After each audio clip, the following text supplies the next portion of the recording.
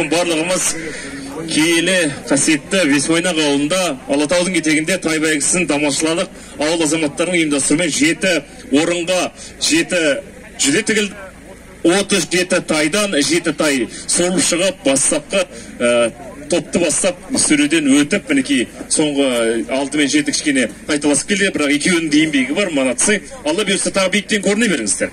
Ал енді бүгінгі тамаша осындай бәйгінің марапаттауы 7-ші орыннан басталайын деп отыр. Бесойнақ ауыл тұрғындары мен отан қорғаушылар күніне орай ұйымдастырылған тай бәйгісінен 7-ші орын иеленген үшін сонау алыстан келген құрметті Иманқұлов Бақыт.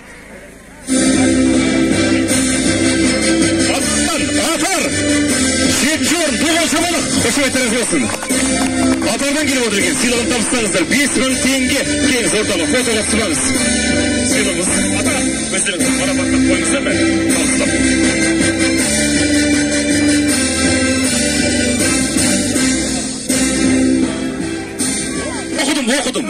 Оқыдым аға. Оқып тұрып берді. Оқып тұрып, табыстаңыз. Бәйгілі болып жүре беріңіз. Атыңыз әйгілі болсын. Өзіңіз де әйгілі болыңыз. Құтты, 7-ші орын. Келесі, Бесойнақ ауылы тұрғындар мен отан қорғаушылар күніне орай ұйымдастырған тай бәйгісінен 6-ші орын иеленген үшін Талбалдиев Бекен. Атар, Бекен аға. Қайдас? Атардан.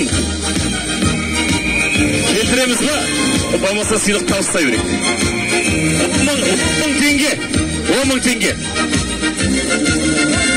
10.000 теңге. Шағыла құрсаңыздаршы. Рухтандырып қойсаңыздаршы. Бәрекелді. Күш беріп отырайық бірімізге. Сесепатымыз аяқ. Керемет. 5-ші орын иеленгені үшін